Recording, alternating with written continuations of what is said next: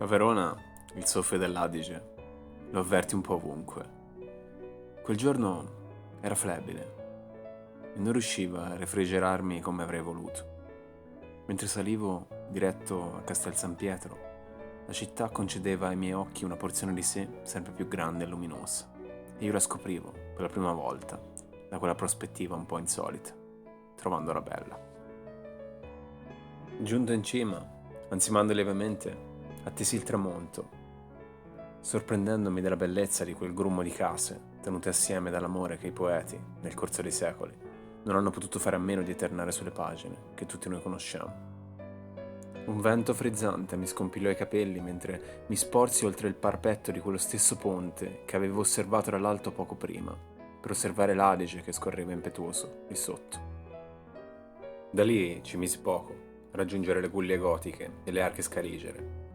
Posandovi gli occhi, ispirai profondamente e sorrisi di un pensiero che volava in mezzo agli altri.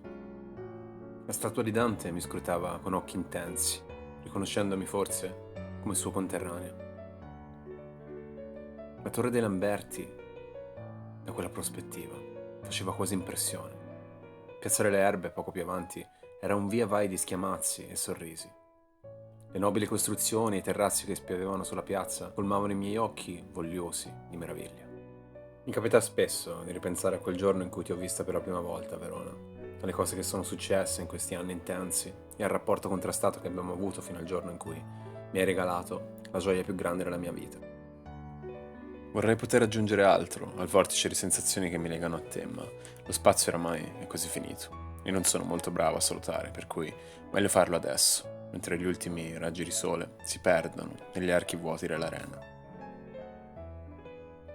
In quei giochi di luce ritrovo alcune delle storie che racconti con un'abilità unica, servendoti delle tue pietre, dei tuoi palazzi, delle tue torri, dei campanili e soprattutto delle scintille d'amore che instilli nei cuori. Mi sei stata brava a entrarmi dentro, come nessun'altra aveva mai fatto. Non è di te che parlo in questo caso, non direttamente almeno, ma è tra le tue strade, nei colori delle tue albe, nelle tue piazze ariose che in mezzo a tante ombre ho visto spuntare il raggio di sole più bello su cui mi sia mai capitato di posare gli occhi. La città dell'amore, alla fine, è riuscita a prendersi anche me.